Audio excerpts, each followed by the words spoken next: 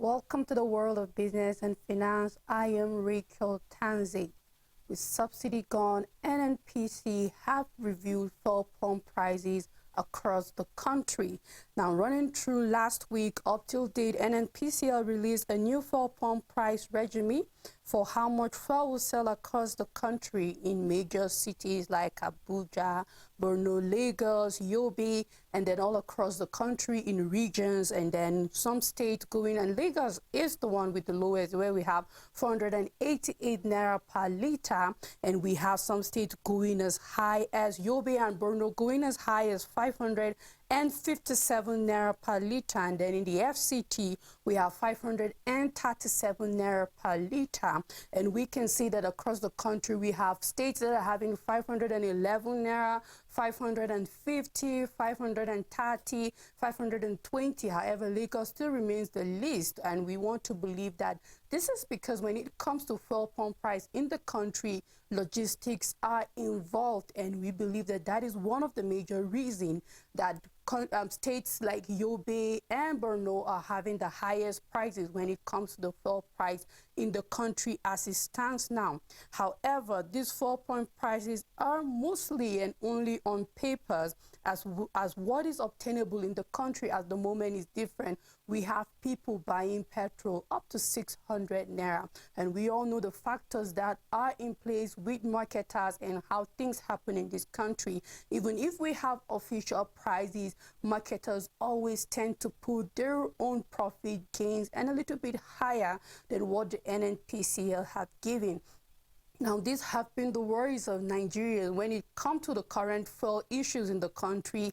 We are afraid of exploit from marketers and distributors, and even what we call the black market, that is the regular fuel stations, aside not only from the NNPC mega filling station or licensed international fuel stations that operate in the country, but we are looking at other small marketers that we call, or we popularly know in the country as black marketers. And this has been our fear in Nigeria, that there's going to be exploit, because these prices apparently are on the papers, but prices differ even in the state where the NNPCL are saying this is a fuel pump price. Motorists and transport workers are buying these fuel at different prices, and not talking of. However, when it comes to scarcity, we would say that we have noticed that drastically the queues have reduced as there is availability of fuel. But the challenge here right now is the prices of this fuel.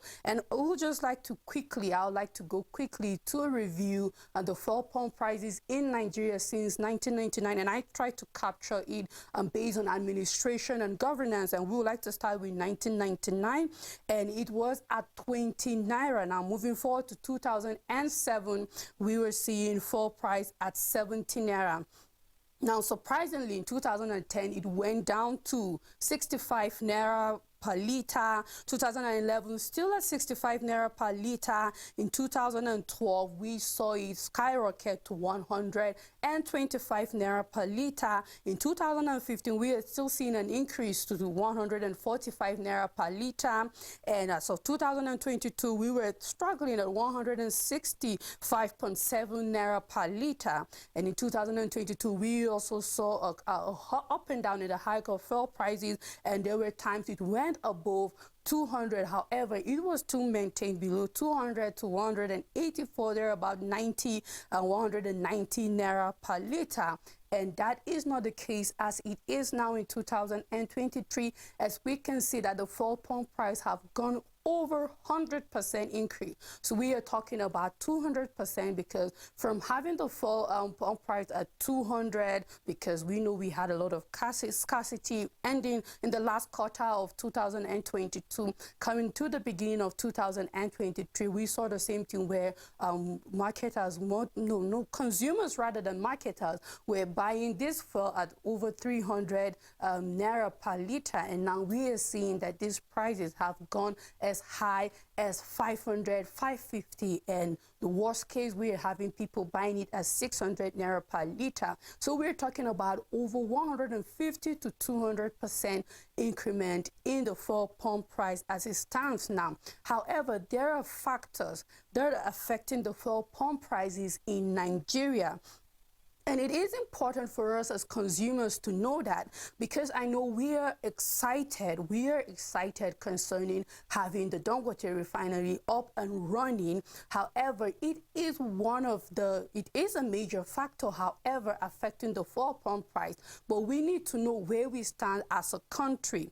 The supply and demand for crude oil, refinery production and capacity, naira to dollar exchange rate, distribution, transportation costs, importation costs, and Nigerian fiscal policies are factors that are affecting the price of petrol in the country. Now, let's talk a little bit about the exchange rate.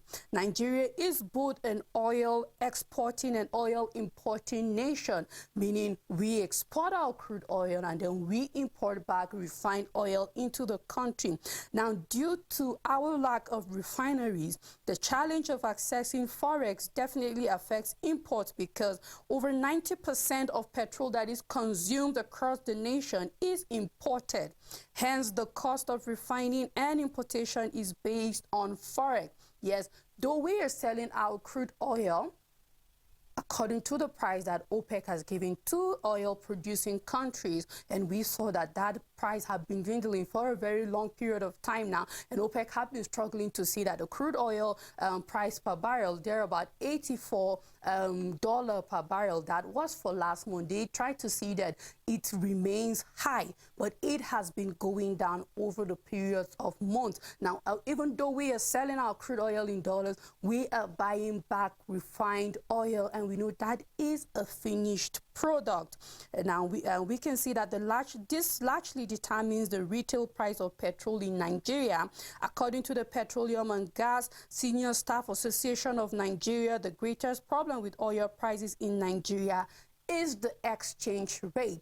Now, as long as we keep buying oil back into the country, and we are talking about our naira devaluing monthly, weekly, we've not had our naira keep its value for a very long period of time, we are going to keep seeing increment in the prices of petrol in the country. Now, what this means is that we need more refineries running in the country, refineries that will be able to meet our daily consumption in the country. This automatically will mean that we will no longer import oil. We will strictly be an exporting oil country and strictly have our revenue for oil going into the country as a revenue that will be allocated to different sectors and improve the growth of the country. And we will not be spending one little bit of our money trying to import back refined oil into the country.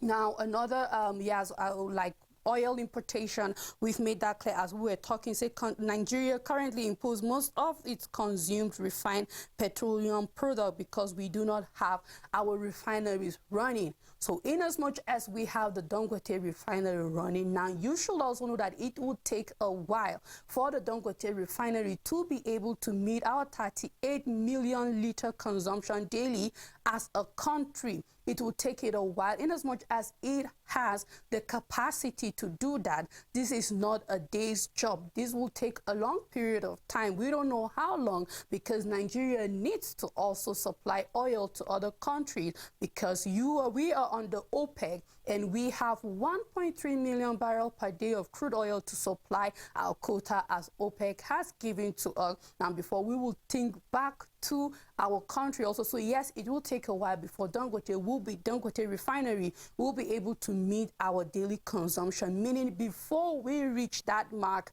we will still see that the price of petrol will be high in the country. Now, government policies are one of the key factors that also affect the price of fuel in the country, and we know it as subsidy. Now, you should know also that Nigeria is not the only country that gives subsidy to petroleum in their country. We also have countries that are doing well economically, like the USA, giving subsidy for petrol in their country. Now, we have import regulations currently, the official pump price. Now, I am going to give instances of our prices using the prices that were attainable in the country before, not what we have now. Now, we have, if currently the official pump price in retail across the Federation is regulated by the federal government, the official price currently stands at 165 naira per liter. I am using an old fuel pump price, not what we have currently, as we know that the prices are still staggering, but we can make use of 165 naira per liter in this instance. This simply implies that incurred product cost by government approved petroleum product marketers, which is above 165 per liter, is paid by the federal government. However, some marketers in Nigeria have added 10 naira to the liter and sell the product at 175 naira per liter to cover logistics and other costs, meaning fuel price is not supposed to go above 165.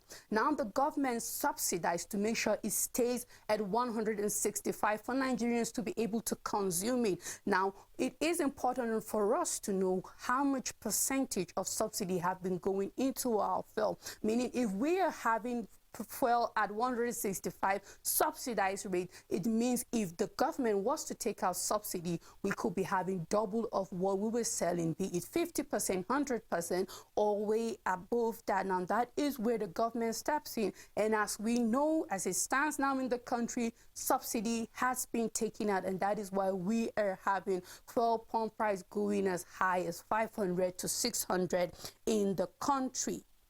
Now, not only do Nigerians take credit or loans from international bodies like the World Bank or the IMF or China or other countries that are willing to borrow to them, but we also have the government of this country collecting debt from financial institutions. We're talking about the banks, aside CBN, we are talking about other commercial banks. Now we see that there is an increase to the credit by the government to 68%. As we're talking about, there are about 27.53 trillion naira. Financial institutes total loans to the government rose by 11.21 trillion naira, or we can say 68.69% to 27.53 trillion as at March 2023, from 16.32 trillion naira in March last year. So we can see the yearly increase of over 11 trillion naira of how much the government of Nigeria have borrowed money or taking loans from financial institutions within the country. We're not talking about the debt profile we have with international bodies like the World Bank and the IMF and other countries like China. We're talking about loans that the government have taken from within the financial institutions in the country. Now, still in line with having us in debt, now Nigeria is also having been ranked as one of the highest with trapped airlines funds. Not one of the highest, but it is the highest among 5 other countries that are having having trapped funds from airlines, international airlines precisely operating in the country. Now, the International Air Transport Association have disclosed that Nigeria owes $812.2 million out of $2.27 billion trap funds, making it the country with the highest trap funds globally. The association warned that rapidly rising levels of blocked funds are a threat to airline connectivity in the affected market. Now, we would like to see that the top 5 countries that account for 68% of the blocked funds include Nigeria with $812.2 million. Then we have Bangladesh with $214.1 million. We have Algeria with $196.3 million, and Pakistan with $188.2 million, and Lebanon with $141.2 million. You can see that Nigeria is topping the minimum with over 500% difference. We can see that Bangladesh, the next, is just $214 million, and while Nigeria is at $812.2 million. That is a lot of money. airlines cannot continue to offer services in markets where they are unable to repatriate the revenue arising from their commercial activities in those markets. Government need to work with industry to resolve this situation so airlines can continue to provide the connectivity that is vital of driving economic activity and job creation. This is a statement from Willie Walsh, IATA's Director General. This is a statement from him saying that Nigeria need to act upon this quickly, or there might be a cease in service, because airlines cannot keep operating with trapped funds. It is going to affect the connectivity of these airlines to Nigeria, and this means bad business for the country, as we know that our air transport system is important to the revenue generation of the country and for every other trade to move on smoothly in the country. However, the CBN is trying to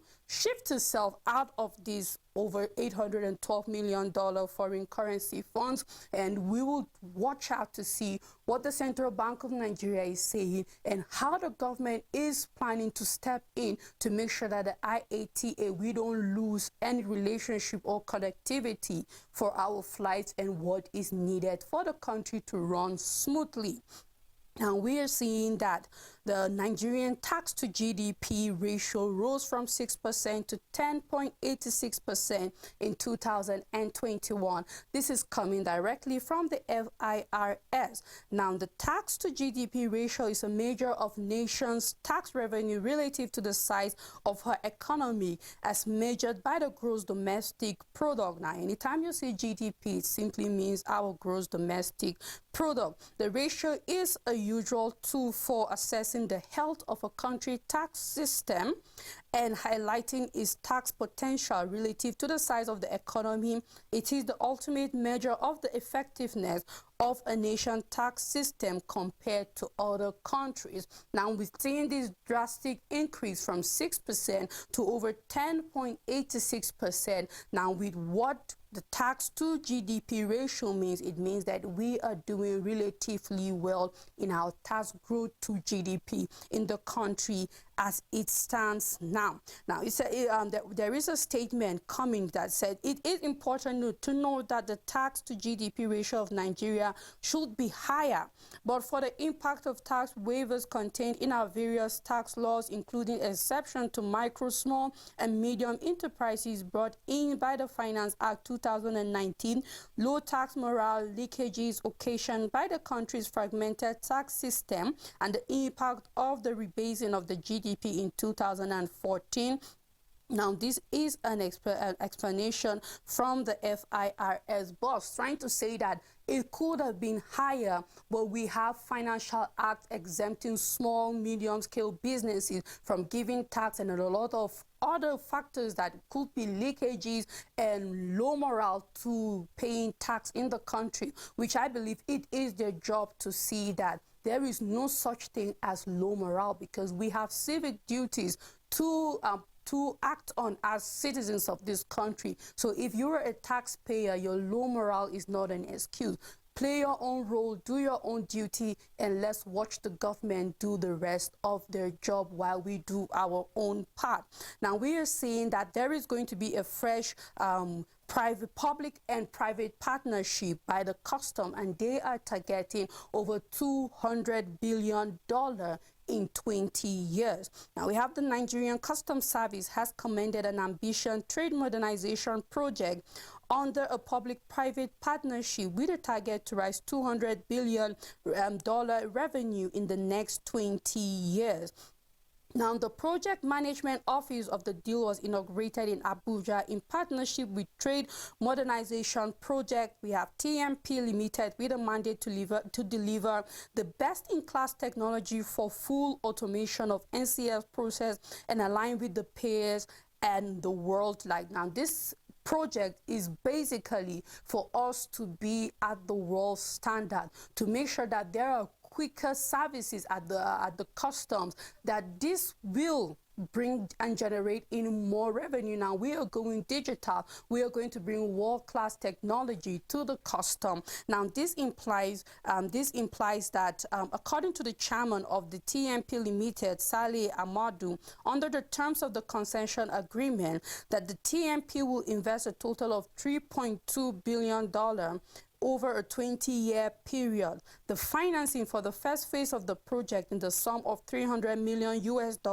together with a cash back of $9 million performance bond in favor of the NCS, have been secured through our financial partners. Now, he said that the trade hub will further simplify how the public obtains import and export licenses and other non-NCS related certificates that enhance the import and export decision capacity of the NCS. Now, this means business is going to become more smooth for our importers and exporters. If you are a business person in the country and you export goods or you import goods, this alliance is going to make your tax easier. It's going to make it faster, simpler, and definitely generate more revenue for you. Certifications that enhance the import and export decision.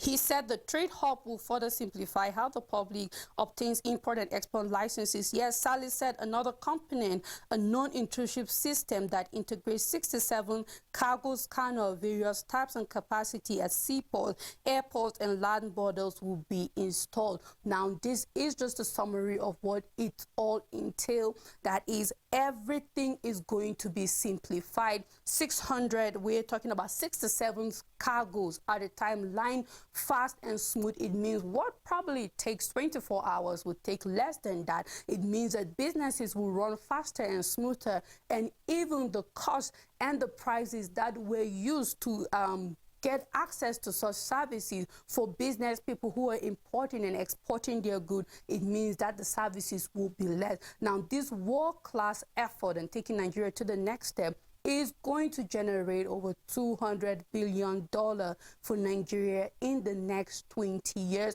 We are looking forward to that. We are looking to what will bring revenue into the country. We are looking forward to what will make businesses smoother for every Nigeria. We are looking forward to everybody, regardless of how big or small scale your business is, you will be able to access these kinds of technology, these kind of services, even when it comes to importation and exportation. And this is how far we can go today on Business and Finance. Keep a date with me next time. Goodbye.